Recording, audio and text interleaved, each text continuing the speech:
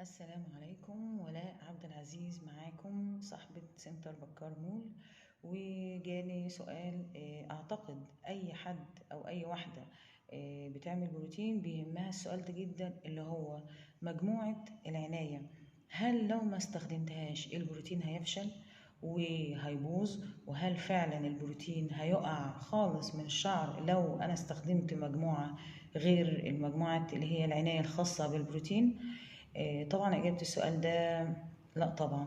مش لو ما استخدمتيهاش البروتين هيروح والعناية هتبوظ، ده كلام مش حقيقي وكلام تجاري أكتر منه واقعي. هي دي الحقيقة.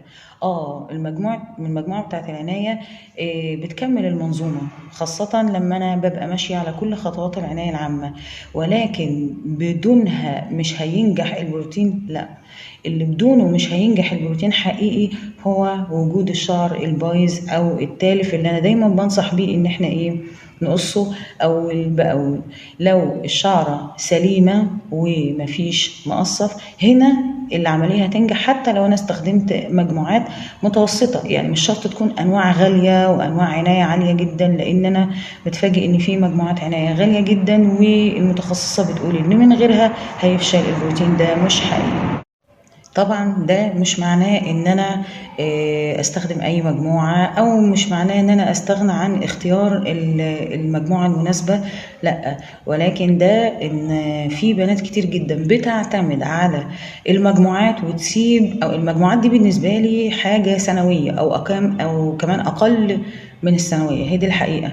يعني انا لو شعري بسعى ان هو يكون سليم، بقص التالف اول باول، هنا استخدام مجموعات حتى لو مجموعات متوسطة وحاجات تجارية كمان مش هتأثر في النتيجة اطلاقا. اللي بيأثر في النتيجة ان الشعرة مش سليمة، ساعتها حتى لو استخدمت مجموعات عناية عالية في النهاية برضو بيبوظ.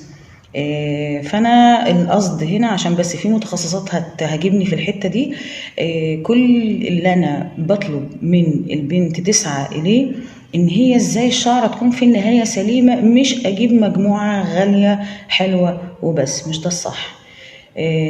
واتمنى تكون المعلومه مفيده ليكم. ولو عندك اي استفسار ابعتيلي على التليفون، انا سايباه في الفيديو او في القناه في الكومنت.